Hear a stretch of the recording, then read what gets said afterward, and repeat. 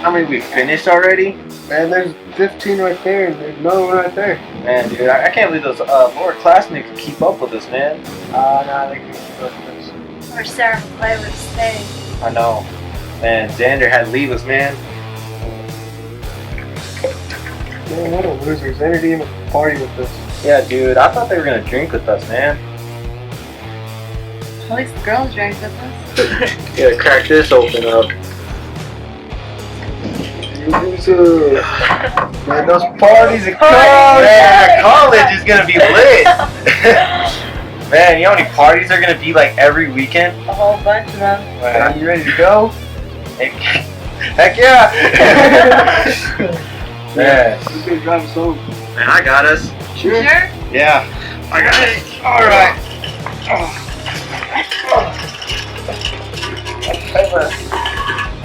Oh, are you sure? You good? Sure you can drive us home? I got us. I got us. Okay. All right. Let's go. All right.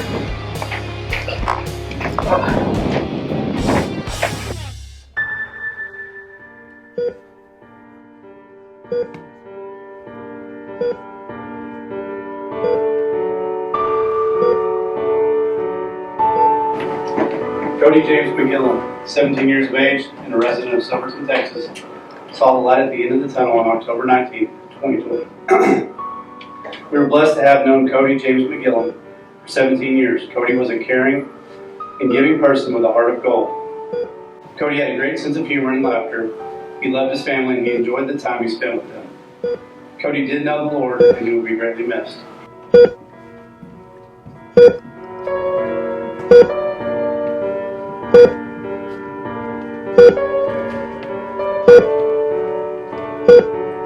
Of Silverton, his father, Raymond Luna, of Plainview, 4 sisters, 5 nephews, 2 nieces, and all from Silverton, Texas.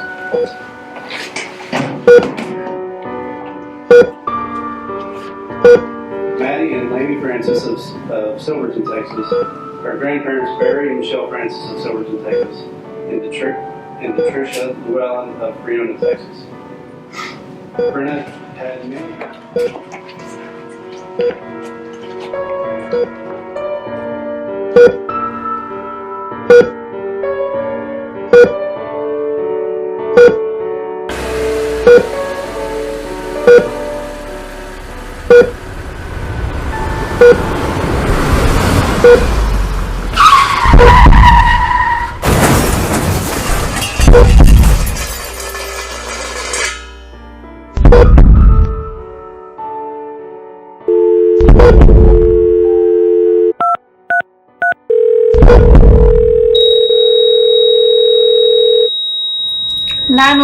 What is your emergency?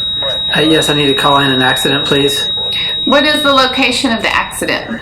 It's at Silverton School in Silverton, Texas, 700 Loretta. The accident's just south of the school gym. Are there any injuries that you know of? I think there are. It was a pretty bad wreck. I recognize the cars. I think they're students in our school. Who am I speaking with? I'm Michael Hayes. I'm the principal at the school. Is this a good callback number? Yes, ma'am. I have dispatched emergency personnel. Thank you. Jordan! What? Are you okay? Christina! Are you alright? Yeah, Jordan, you okay? My back, bro. What do you mean your back? I think I broke it.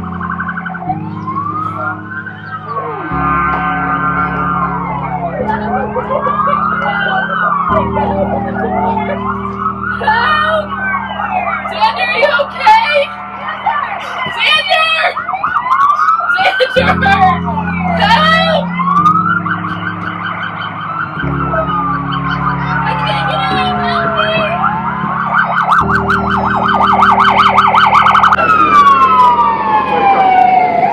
Stay calm. She got one leg injury. She says nothing else is hurting.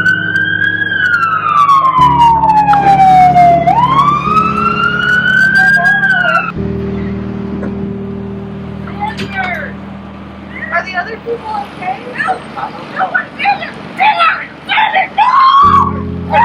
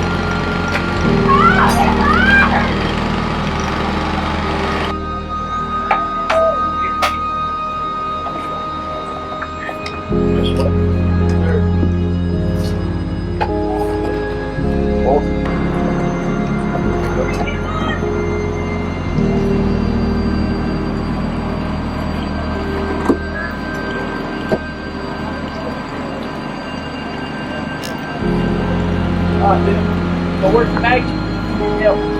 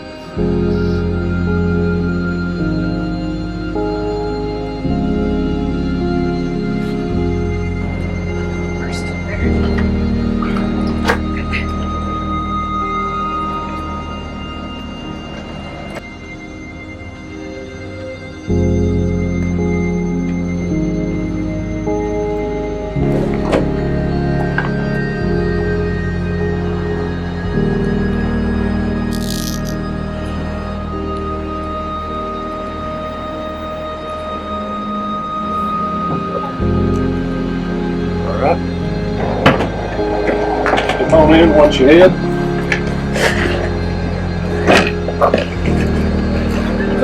Bring back.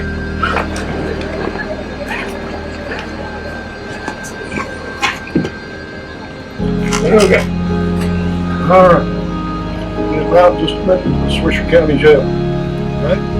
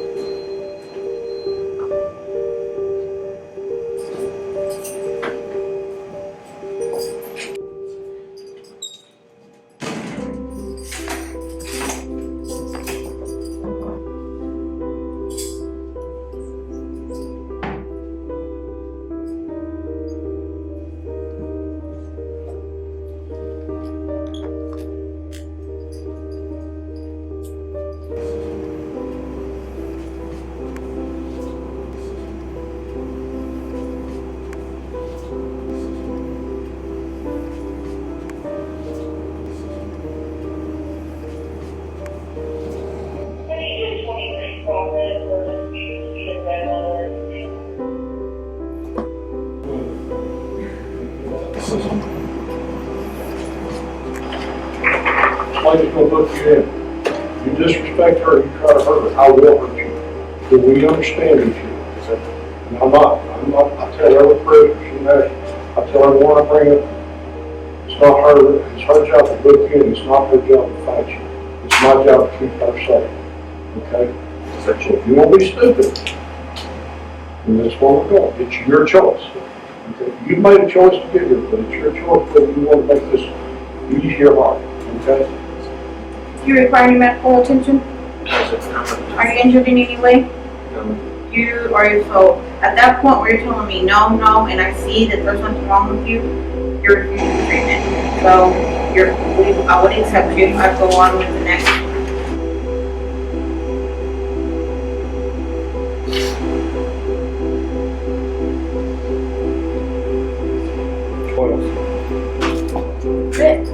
That's what you get in a roll of toilet paper.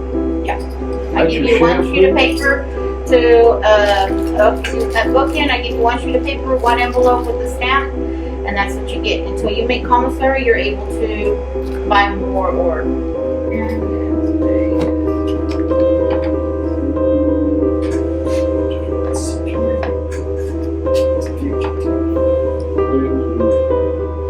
DPS in Austin, and it's automatically goes and automatically goes. Okay, other side. Go to face the door. Do you have any tattoos or any scars that I need to be aware of?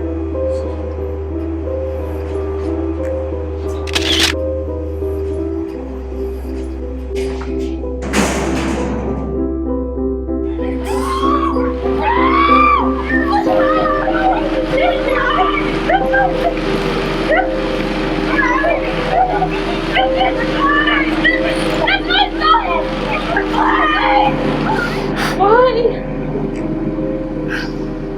Oh, why?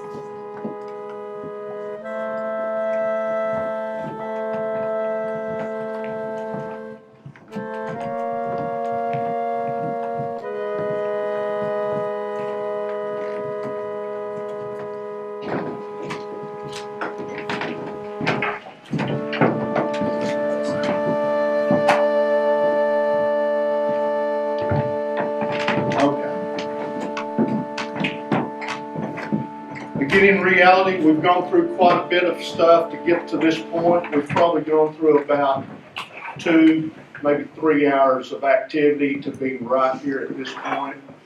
At this time, I'm going to ask the defendant, his attorney, to rise and enter a plea after the prosecutor presents the indictment. Mr. Jackson.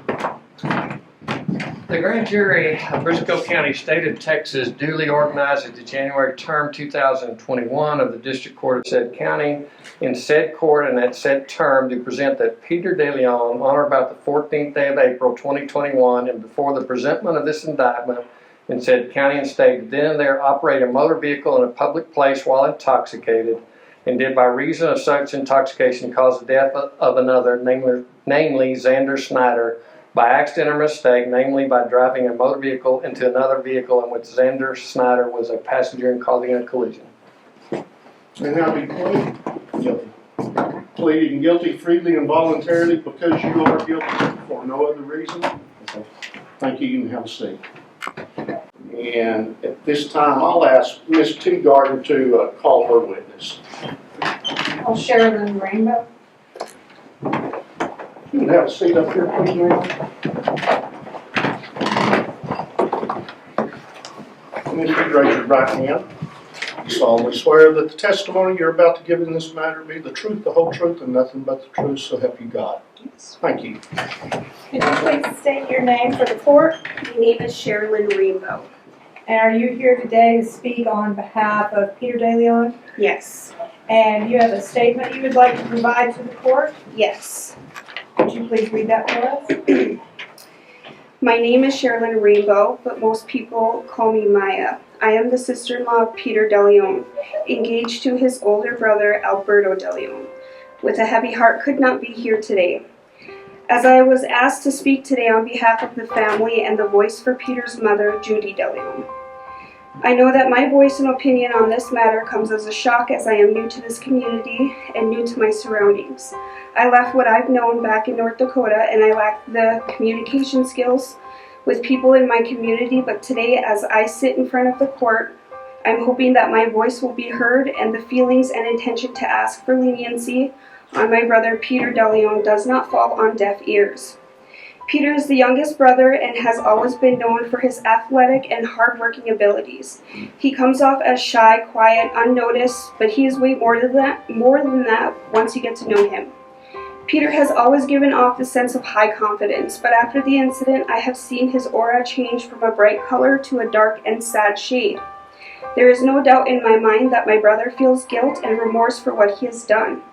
The confidence I spoke of earlier is now non-existent, and the situation has not only affected the victim's family, but our family as well. This would not be my first time experiencing the loss of someone due to drinking and driving. You see, I too have seen my own mother cry herself to sleep as she screams out for her child. I too have seen my own mother drink herself into despair for the loss of my older sister. I too have witnessed and watched the death of my sister break up the family as it has done for my brother Peter's family. No mistakes, no circumstances will or should ever be excusable for taking someone else's life, and I know that this life lesson has been learned. Peter is willing to complete a psychiatric evaluation and treatment that is needed for the mistakes he has done. Peter is aware of the consequences and is ready to take responsibility for his actions. Before you make your decision today, on behalf of the sentencing for Peter, please understand, we all failed him. We as a community failed him by allowing it to be socially acceptable for underage drinking. We are all guilty of letting the reins go when it comes to our teenage children. We as a community should not have allowed this to happen. We are all guilty in this matter. As I end this plea of leniency, I would like to remind everyone in the courtroom that the book of the Lord tells us, be kind and compassionate to one another, forgive each other, just as Christ our God forgave you. For if you forgive another person when they sin against you, your heavenly Father will also forgive you. That we bear with each other and forgive one another if anyone has grievance against someone. Thank you. Let me just ask you a couple of questions. If the court were to consider probation, based on what you know about Peter, do you think he would be a good candidate for that type of leniency? I do. Peter's very responsible, other than the mistake that he made by getting in the car and driving under the influence, but he is a very responsible kid. Lisa Snyder. Ms. Snyder? You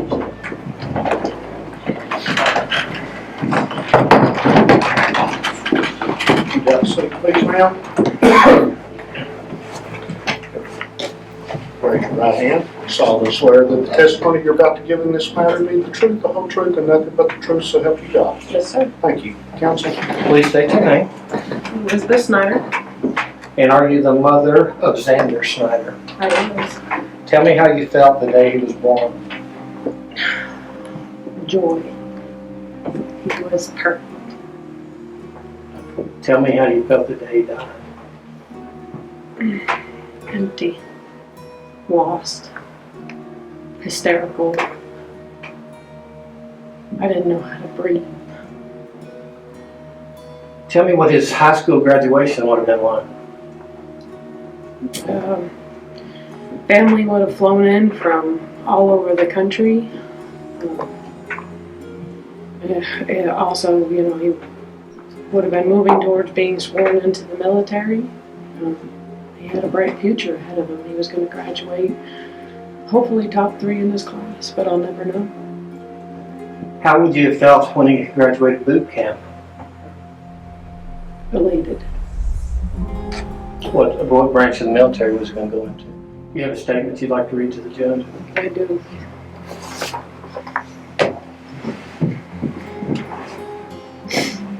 I don't sleep. I walk the halls at night and I live in a fog during the day. I search for my son, but my arms always come out empty. A part of me will forever be missing. I will never hold my son again. I will never see him graduate from high school. I will never see him in the uniform of the United States Navy. I will never watch him get married. I will never hold grandchildren on my arm. I talk to him all the time, but he can't answer back. Every time I hear a door open and a car pull up, I just pray it's Xander and he's going to come through the door again, and this is all just going to be a bad dream. But it's not, and he's gone. And all these things that I imagine are just ghosts, my sleepless imagination. I don't even know how to be a wife anymore. Bill and I are just together, silent in our grief. All we are is angry. We yell all the time for no reason, and we scream at nothing. We don't exist as a couple, we're both lost. Bill asks me all the time, why? Why Peter? I coached him in baseball. I've seen him since he was a little boy. He was a good kid. They all had bright futures, so why? We lost our other son, Brendan, in the past year through stupid choices.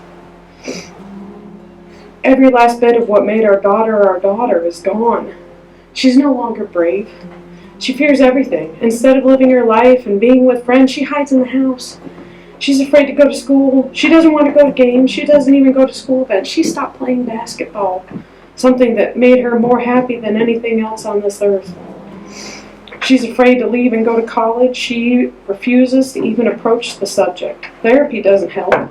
No one can help. She constantly hides. I ask her why. She said that there's no one here to protect me anymore. My brothers are gone. I'm all alone. My father, Xander's grandfather, couldn't take the strain of losing his grandchild. His heart gave out just a few weeks after we lost Xander. My mother came to be with us, but she couldn't take the grief in the house and had to go back to New York. There's nothing for her to do to comfort us, and there's nothing you can do to comfort her. There'll be no more Friday night lights. Xander would always talk about football, and he had to get good at blocking because he had to block for Peter so he could make a touchdown. Xander was always a protector, but there was no one there to protect him that night. I'll never get to see him block ever again. I don't even care about football anymore. Peter, you took something from me that I can never get back. There's no time you can serve that will ever make it right, and that amends cannot even begin to make this better. You were Xander's friend. He played sports with you. He hung out with you from the day we arrived in this town. We let him go with you anytime because we considered you responsible. You were just two boys who wanted to hang out and have fun. There was always a reason for you two to laugh when you were together. But you chose to do the wrong thing. You chose drunken fun over responsible driving, and because of your actions, not only is my son gone, but we've all lost because of it. Ms. DeLeon, would you please rise? After pleading guilty to the offense of intoxicated manslaughter, we've gone on into phase 2 of this trial, and after all the evidence is heard, I just want to let you know that this particular crime comes with a punishment of no less than 2 and no more than 20 years. You are also eligible for probation, which could be as much as 10 years. However, probation is not going to be an option in this situation. We've got death. I believe society demands that justice be paid in some sort of fashion in a jail sentence. Because you have some support here and some people that believe in you, I'm not going to give you the full 20 years. I will find you guilty of the offense of intoxicated manslaughter. I'll waive a pre-sentence investigation report. I'll assess your punishment at 15 years in the penitentiary. There will be no fine. Mr. DeLeon, you have any legal reason why your sentence should not be imposed at this time? That's it. That it's the order, judgment, and decree of this court that be taken by the sheriff of this county and transferred to the authorized receiving agent of the Institutional Division of the Texas Department of Criminal Justice where you shall be confined for a period of 15 years. Your sentence will commence this day. You will be given credit for the time you spent in jail on this charge.